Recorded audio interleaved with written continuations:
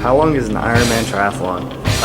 It's probably like a 2-mile swim, a 70-mile bike, and a marathon run. I think it's 15-mile swim, 10-mile bike, and 13-mile run. Okay, I'm gonna say a 10-mile swim, a 50-mile bike ride, and 26.2 miles. Okay, it's a 2.4-mile swim, a 112-mile bike, and a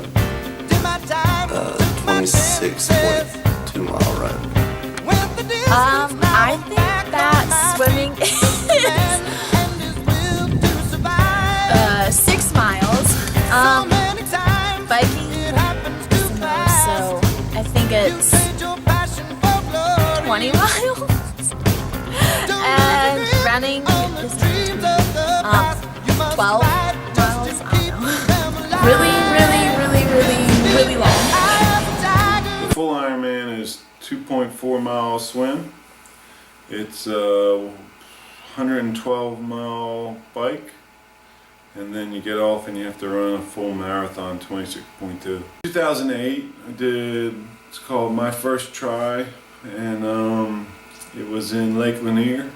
It was a little sprint try. I didn't know how to swim, and I went with a couple high school cross-country kids by name, twins by the name of the Greenwall sisters, and I just went over there and did a sprint triathlon. I bought a bike, didn't know how to swim, got some lessons from them before the race, pretty much doggy paddled, and got on the bike and crushed everybody and outran most of them and ended up third out of, like, I don't know, 300, 400 people.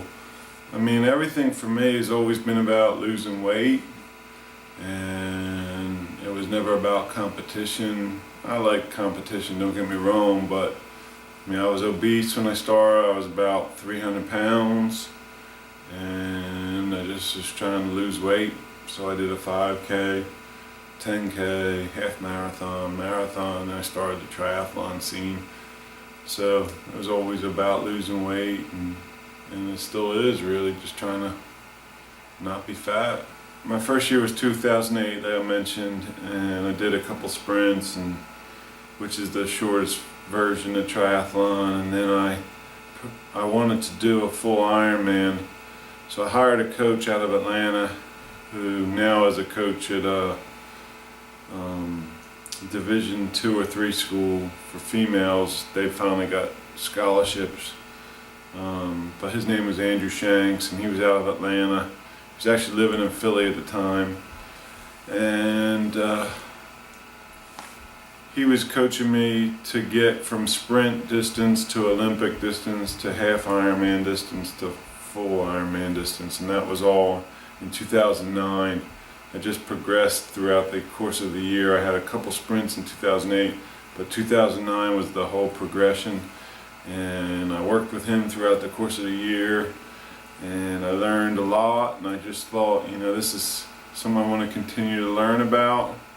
The psychology aspect was always important to me, and I wanted to learn the exercise physiology part, and then I tried to marry the two, the psychology and the exercise physiology aspects. And so I would just really I guess at that point in my life, now I was fit, I wanted to learn what would make me the fastest. And so I figured the best way to learn would be to study coaching and study exercise physiology and sports psychology, and just try and take all that and use it to make myself a better athlete, and started mentoring people, and then I eventually started coaching people. Slayer came from probably either 2009 or 2010. There was a guy by the name of Ben Holiday, and he's now known as Hammer Holiday. But Ben, when I came past him on the bike, he said he just got slayed, and he called me Slayer because it rhymed with my last name, Gayer. And then everybody called me Slayer. He put it on Facebook, and then the next thing you know, there wasn't anybody that didn't call me Slayer. So like to this day, everybody calls me Slayer, even though I'm just I'm a psychologist in real life, but everybody calls me Slayer, and my truck looks like Slayer, and I never even listened to the band Slayer, but Kona is like the Ironman World Championship, and then they have a 70.3 or half Ironman World Championship. And then really the two shorter distances, the sprint and Olympic, are done nationally. And to be perfectly honest, I never really won. Well, I wanted to race it just because I'm a competitive guy, but I never set out to race it. I just set out to lose weight. But it turned out I was really fast. And my main goal was to qualify for the 70.3 World Championship, and that was a really emotional experience, qualifying for that, racing for that. But Kona was like something that I had no shot at, because I didn't learn how to swim till I was like 38 or 39 years old, and I was slow at swimming, and I just didn't really have good discipline on the bike, so I just never really shot for Kona. In fact, I gave up the dream of Kona, and that's when I got it. So it's weird, but I never really set out to do it. I got it, but I didn't really set out to do it. Well, so I mean, you got a picture from 2008, the end of 2008, all the way to 2000. Basically, when I qualified was October of 2015, and then I had to train for it for a year. But I would say the sacrifice was so much time with my family, and I mean, I oftentimes just sit by myself for 3 hours running. I say oftentimes, I'm talking about weekly, 2 or 3 hours of running 2 or 3 times a week, on the bike 6 hours, 7 hours, twice a week.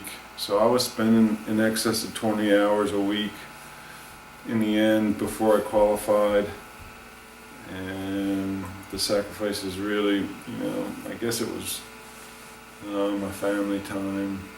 My business suffered a little bit, but in the end I think everybody appreciated that I got there, and it was inspiring to a lot of people, but it was a big sacrifice. Yeah, so like my main thing, Nathan, was that I was really concerned about not crossing the finish line. I mean, my main goal as I set out to Hawaii for a whole year was to just finish the race and get the medal.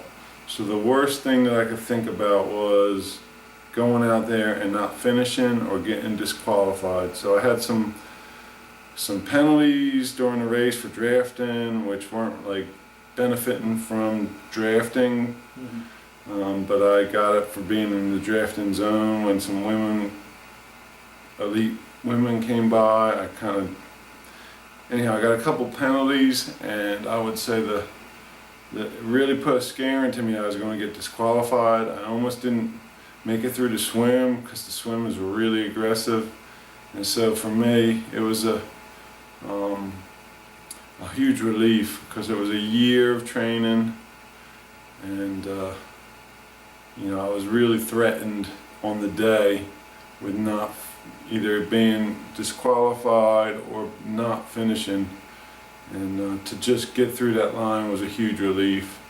And so where other people were wanting a super fast time, I think maybe the next time I would do it, I would be more aggressive in trying to get a faster time, but this time for me I just had to finish. I had to get the medal, and so it was a huge weight off my back. So I started coaching probably about February 2012 was my first coaching cohort.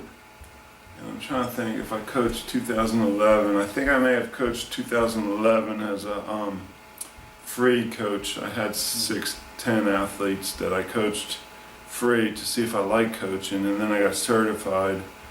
And in that process of coaching the adults, I thought, why not help the kids that want to develop a healthy multi-sport lifestyle? So I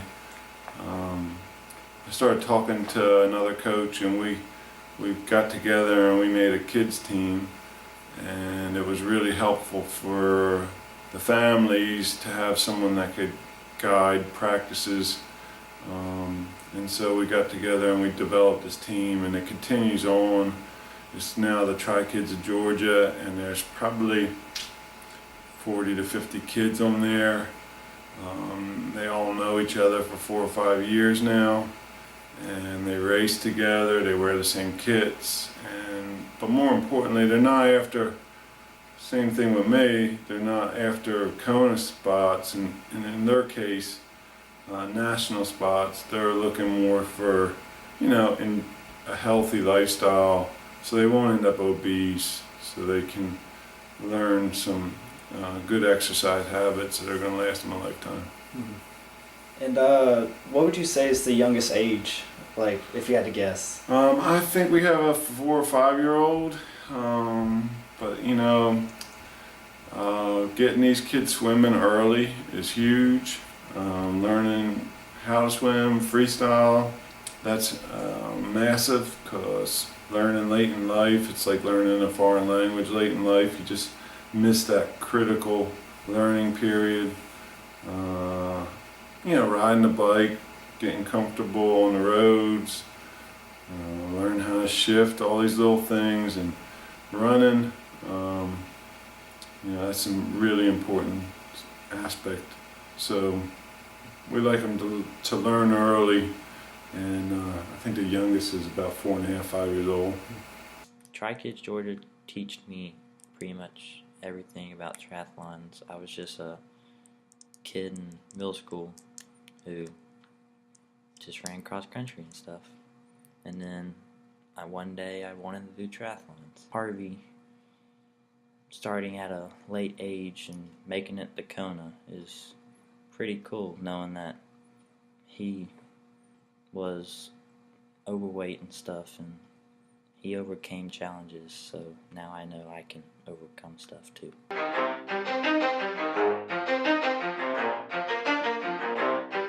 You ready? Let's go! Yeah! For those of you that want to know what we're all about, it's like this, y'all. This is 10% luck, 20% skill, 15% concentrated power of will, 5% pleasure, 50% pain, and 100% reason to remember the name.